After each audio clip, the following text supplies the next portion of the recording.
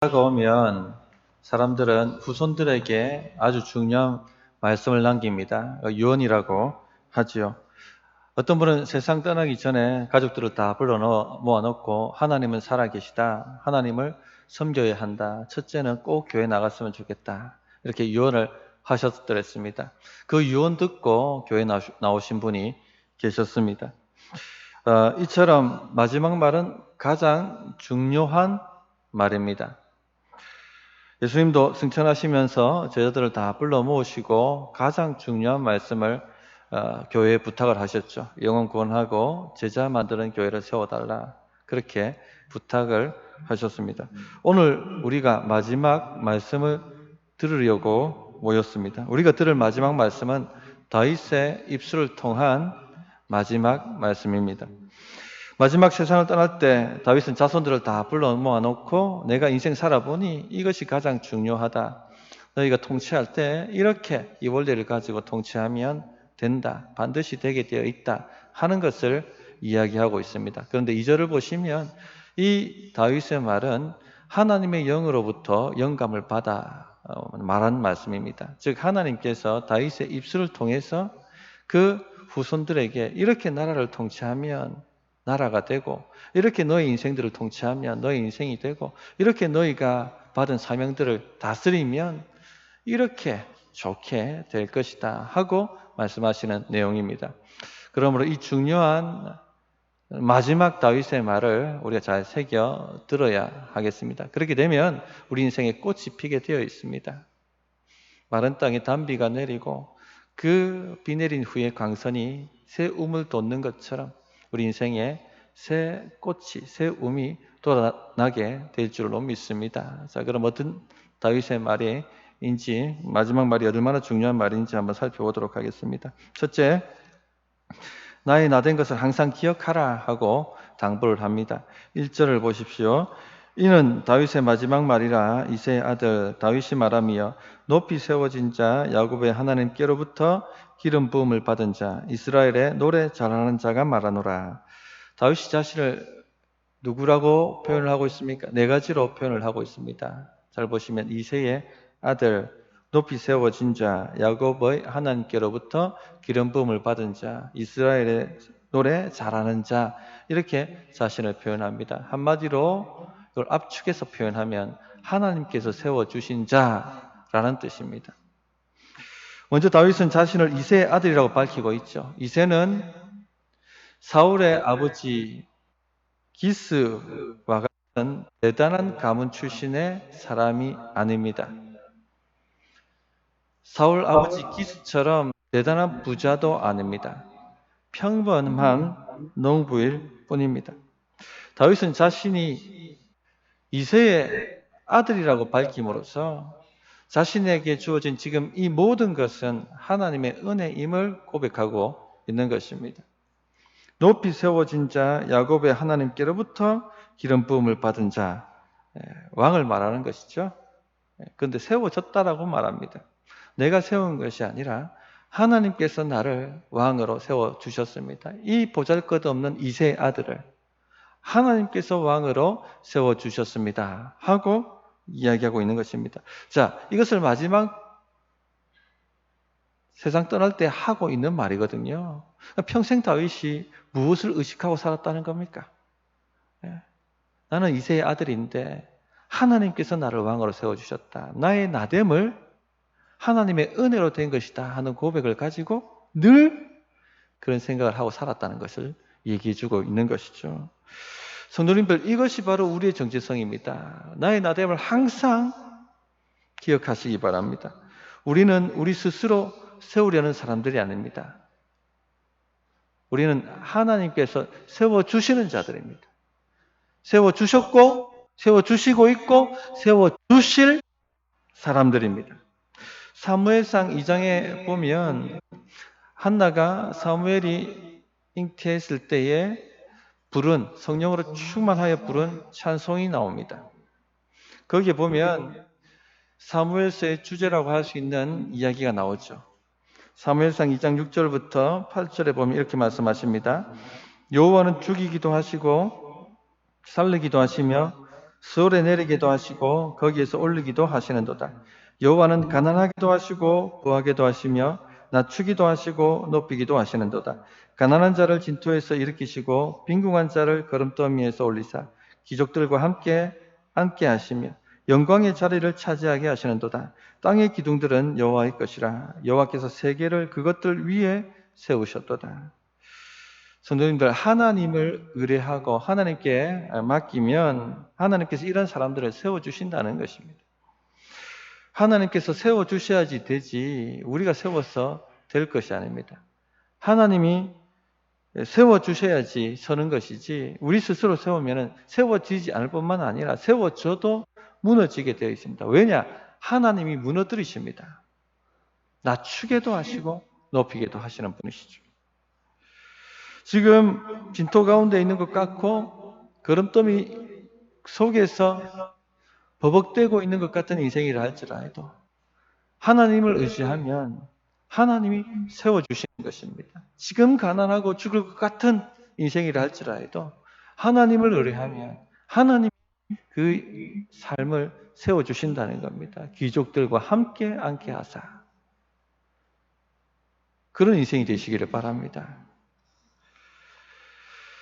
사무엘서를 이런 관점에서 보시면은 사무엘서의 큰 줄기가 보입니다. 사무엘서의 주제는요, 하나님이 세워주셔야 된다는 겁니다, 인생이. 이런 관점에서 보면은 사무엘서는 스스로 자기를 세우려고 하는 사람과 하나님이 세워주신 사람 간의 비교라고 할 수 있겠습니다. 스스로 자기 인생을 세우려고 했던 사람은 누굽니까? 사울왕이죠. 반면에 하나님이 세워주신 인생은 누굽니까? 다윗 왕입니다. 결국 사울 왕과 다윗 왕의 이야기가 사무엘상의 상하에 주시지 않습니까? 하나님이 세워주시는 인생이냐? 아니면 스스로 세우려고 하다가 망하는 인생이 될 것이냐? 결정하라는 얘기죠. 결정하라. 어떤 삶을 살 것인지 판단하라는 이야기입니다. 사울 왕은 하나님께서 자신을 세워주셨다 하는 것을 망각하는 인생이었습니다. 그리고는 스스로 자신을 세우려고 했던 사람이었습니다. 근데 스스로 세우려고 하니까 어떻게 해야 됩니까? 업적을 부풀려야 됩니다. 자기가 자기를 세우려고 하니까. 기념비를 만들고 업적을 부풀리는데 인생을 허비한 사람이었습니다. 또한 경쟁자는 다 죽여야 합니다. 나를 스스로 세우려고 한다면. 경쟁자를 밟고 일어서야 되지 않습니까? 그래서 경쟁자 다윗을 죽이는데 인생의 모든 에너지를 쏟은 사람입니다. 얼마나 합니까? 다윗 죽이려고 평생을 거기에 쏟아부었습니다. 또 스스로 세우려고 하니까 백성들의 눈치를 보고 살아야 했습니다. 백성들의 지지와 인정이 자신 권력의 기반이니까 어떻게 하든지 백성들의 인기를 얻어야만 했습니다. 그것이 나를 지탱해 준다고 생각하니까 아말렉을 진멸하고 전리품을 취하지 말라고 하신 주의 명령을 다 무시해버리죠. 왜? 백성을 만족시켜야 되니까. 백성을 기쁘게 만들어야 되니까. 전리품을 남기고 나눠주며 환호를 받습니다. 사울. 그거 받으려고 사람을 기쁘게 하려고 하나님을 기쁘게 만들지 않았던 것이죠. 하나님을 슬프게 만들었던 것이죠. 하나님의 명령을 거역하고 무시해 버렸습니다. 자, 그런데 자기의 인생이 세워졌습니까? 그렇게 스스로 세우려고 발버둥치고 노력했는데 인생이 세워지지 않습니다. 왠지 아십니까? 인생은요, 주권자가 아니에요. 낮추기도 하고 높이는 게 인생이 아닙니다. 우리가 아닙니다. 죽이기도 하고 살리는 기도하는 것이 바로 우리가 아닙니다. 누가 그렇게 하십니까? 하나님이시죠. 하나님이 주권자이시기 때문에 하나님이 세워주셔야지 인생이 세워지는 것입니다. 자기가 스스로 자기를 세우려고 하니까 부작용이 만만치 않습니다. 늘 내면의 불안, 두려움이 쌓여만 갔죠. 이렇게 하다 무너지는 것 아닌가. 늘 두려움과 불안이 있습니다. 또 다윗은 만만이요 사울은 천천히라고 사람들이 얘기하니까 시기심이 막 발동하는 겁니다. 스스로 세우려고 하는 사람은요, 내면이 불안합니다. 언제든지 불안과 두려움과 시기심으로 가득 차있는 인생을 살 수밖에 없습니다. 또 하나님의 말씀을 죽으라고 무시하고 거역하니까 성령 충만한 것이 아니라 악령 충만할 수밖에 없죠. 그래서 귀신에 늘 시달리는 삶을 살았습니다. 사랑하는 성도님, 이런 삶을 살고 싶으십니까? 아무리 높은 자리에 앉는다 할지라도, 아무리 부귀영화를 누린다고 할지라도 이런 삶은 지옥입니다. 지옥. 늘 불안하고 무너질까 봐서, 늘 시기심에 강박에 시달리고, 늘 악령에 고통당하고, 스스로 세우려고 하니까 미쳐가는 겁니다. 지키지도 못하고 세워지지도 않고 미쳐가는 것이죠. 하나님께서는요, 결국 이런 자를 낮추십니다. 사무엘상 2장 10절에 여호와를 대적하는 자는 산산이 깨어질 것이라. 하늘에서 우레로 그들을 치시리로다. 여호와께서 땅 끝까지 심판을 내리시고 자기 왕에게 힘을 주시며 자기의 기름 부음을 받은 자의 뿔을 높이시리로다. 스스로 세우려고 하는 자는요, 산산이 부서지게 되고, 하나님께서 세워주시는 자, 하나님께 기름 부음 받은 자는요, 그 뿔이 높아지게 된다. 그렇게 결론적으로 말씀을 하셨습니다. 자, 다윗을 보십시오. 다윗은요, 스스로 세우려고 하는 자가 아닙니다. 하나님의 세워주시는 것에 전적으로 자신의 삶을 맡긴 사람이죠.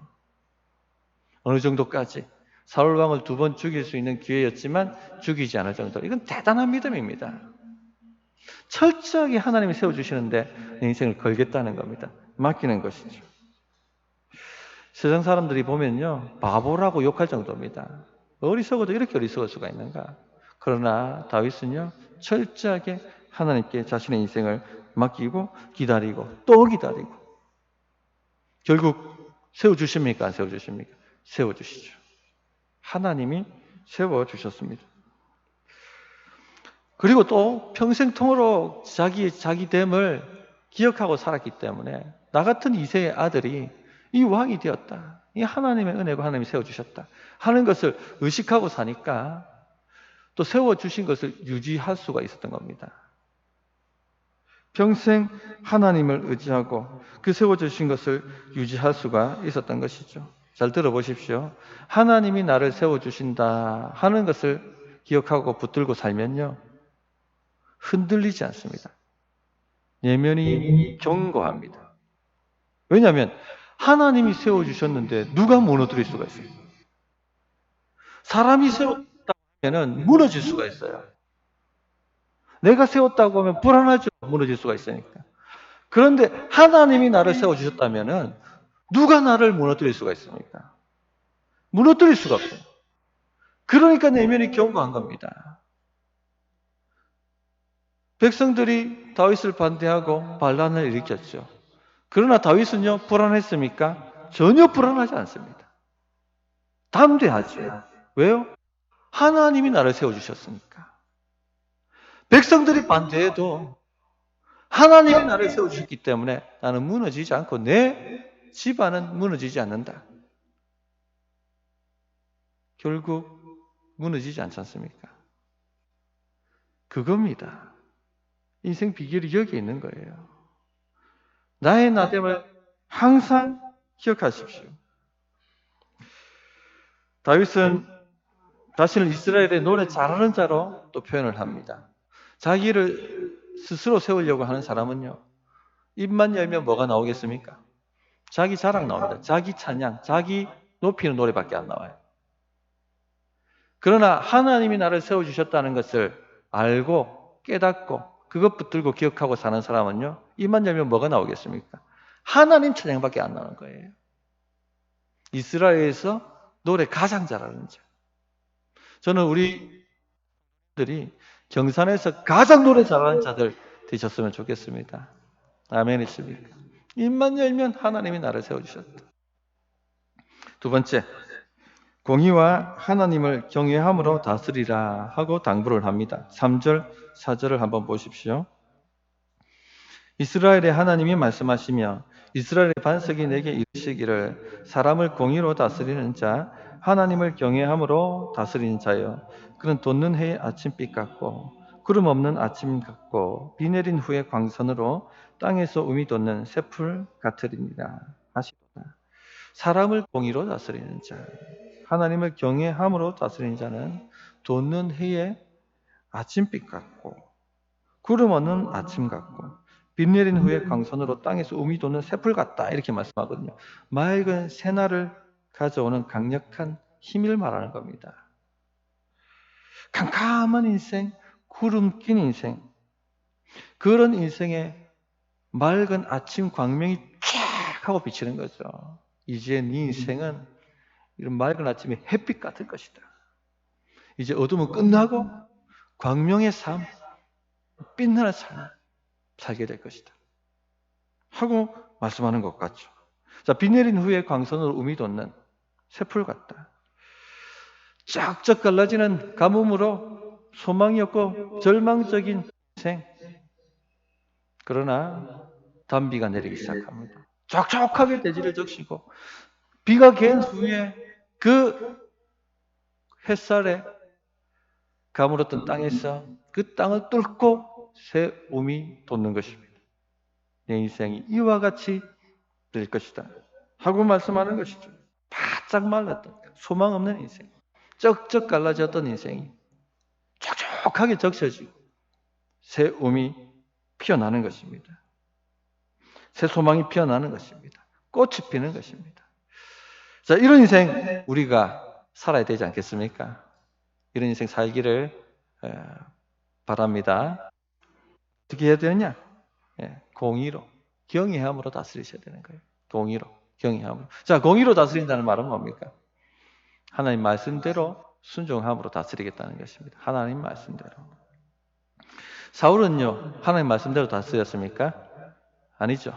어떻게 다스렸습니까, 사울은? 자기 마음대로, 자기 하고 싶은 대로, 자기 욕망대로. 이렇게 다스리는 것은요, 불법과 불의로 다스리는 것입니다. 자기 인생을요, 이렇게 가꾸시면 무너집니다. 우리 인생을 하나님의 말씀대로 가꾸셔야 돼요.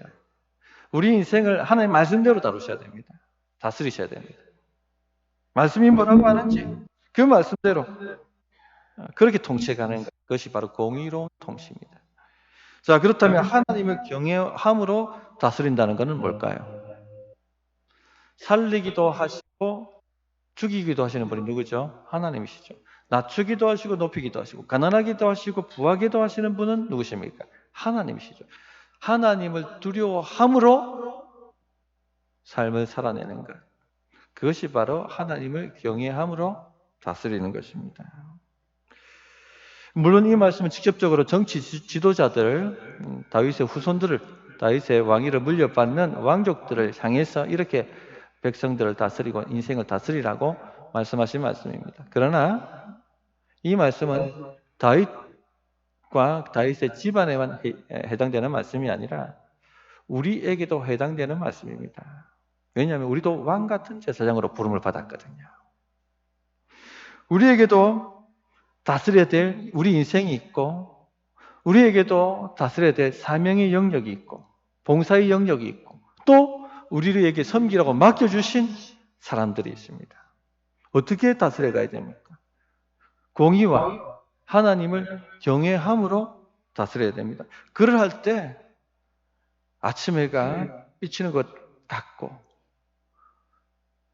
가뭄 후에 단비가 내리고 그 땅에서 새 움이 돋는 것과 같은 인생이 되는 것입니다. 우리 인생이 그렇게 될 뿐만 아니라 우리에게 맡겨진 사명이 그렇게 되고 사역이 그렇게 되고 봉사가 그렇게 되고 또 우리에게 섬기라고 맡겨주신 사람들의 인생이 그렇게 되는 것입니다. 그런 인생.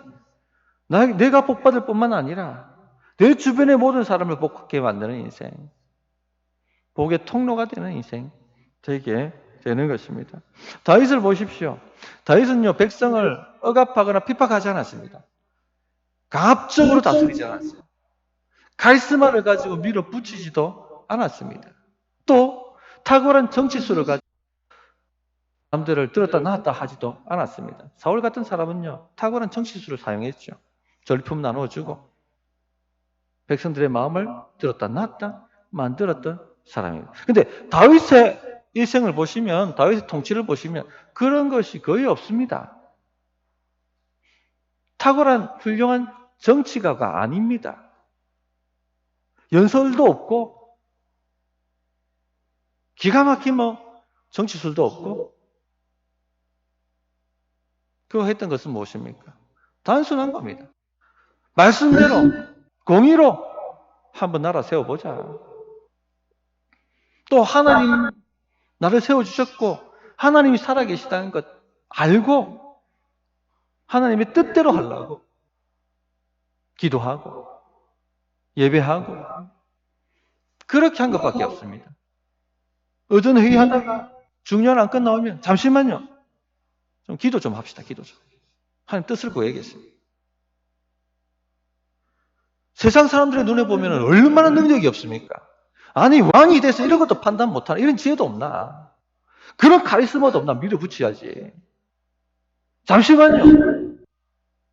하나님의 뜻을 좀 구합시다. 한 주간 기도 좀 합시다. 다윗이 다스렸던 것은요. 이런 것입니다. 공의와 하나님을 경외함으로. 자, 그런데 어떻게 됩니까? 자신의 인생뿐만 아니라 자신이 다스린 나라가 광명이 비치는 나라로 만든 것이죠. 가뭄 후에 새 움이 돋는 것 같은 희망한 나라, 되는 나라, 생명력이 있는 나라로 만든 것입니다. 어떻게 우리 인생과 우리 가정과 우리 사업터와 우리가 하는 봉사의 영역을 다스려 가야 되겠습니까? 공의와 하나님을 경외함으로입니다. 탁월한 능력, 탁월한 어떤 처세술, 탁월한 경영 방법, 여기에 비법이 있는 것이 아니라 공의와 하나님을 경외함으로 여기에 비법이 있는 것입니다. 인생 다 살아보고 산전수전 다 겪어보고 후손들에게 다윗이 하는 말이에요.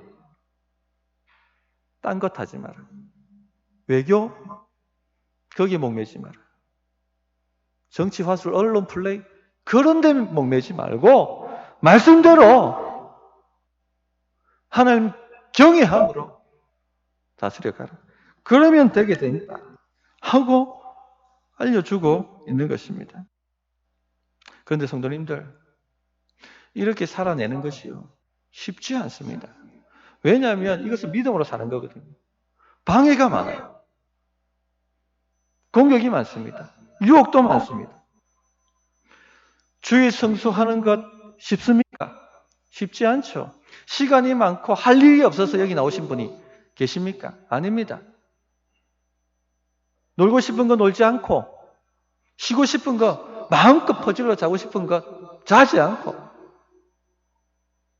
또 주일날 돈 벌러 나가면 더 많은 여분의 돈을 벌 수 있지만 그런 거 다 내려놓고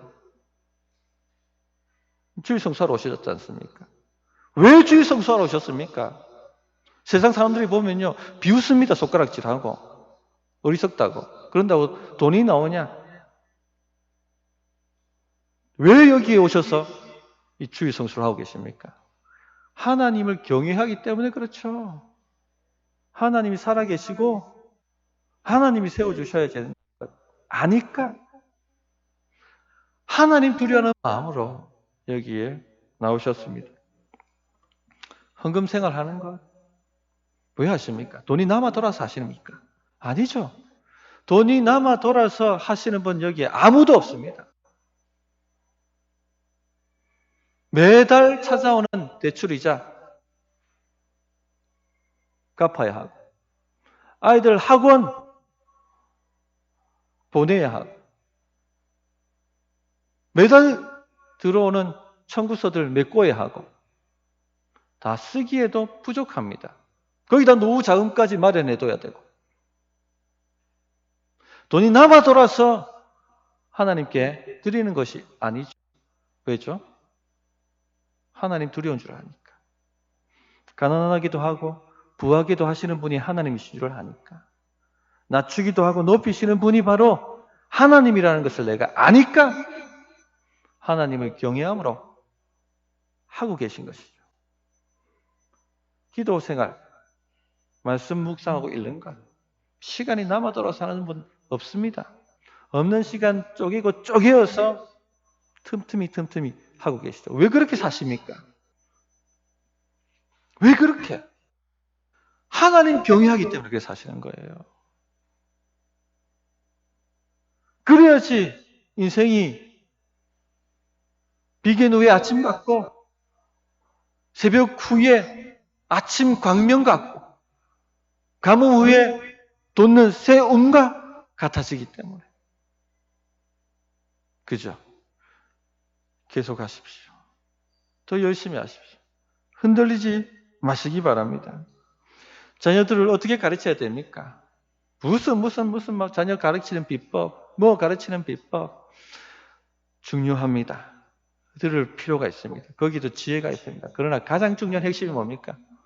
다윗이 마지막 당부하는 말씀. 공의와 경외함을 보여주는 겁니다. 하나님 살아계신 것 의지하고 그 하나님 경배하기 위해서 시간 내고 하는 모습을 자녀들한테 보여주기만 하면 다윗이 한 일이 그거잖아요. 그거 보여준 것밖에 없어요. 백성들에게. 그러면 된다는 얘기입니다. 아멘이십니까? 셋째, 하나님의 언약을 항상 붙들라는 것이죠. 5절 보십시오. 내 집이 하나님 앞에 이같지 아니하냐. 하나님이 나와 더불어 영원한 언약을 세우사 만사에 구비하고 견고하게 하셨으니 나의 모든 구원과 나의 모든 소원을 어찌 이루지 아니하시랴. 내 집이 하나님 앞에 이같지 아니하냐. 우리가 다 이렇게 말할 수 있기를 바랍니다. 우리 집은 이와 같이 하나님을 경외하고 공의로 살아가는 집입니다. 라고 말할 수 있기를 바랍니다. 자, 다윗이요, 공의와 하나님을 경외함으로 자신의 인생뿐만 아니라 자신의 나라를 다스린다고 노력했던 사람입니다. 사울 왕이나 다른 기타 여러 왕들에 비해서는요, 정말로 최선을 다했고 노력했던 사람입니다. 자, 그런데 완벽했습니까? 완벽하지는 않았죠. 밧세바를 범하는 죄를 범했고 또 자식들이 범죄했을 때 말씀대로 다루지 못하는 그와 같은 실수를 했습니다. 그것 때문에 위기가 찾아왔죠. 압살롬의 반역이 일어났고 세바의 반란 사건이 일어났습니다. 나라가 흔들렸어요. 왕권이 흔들렸습니다. 백성들은요, 이러다 다윗의 나라가 망하는 것 아닌가? 이러다가 다윗의 왕조가 끝나는 것 아닌가?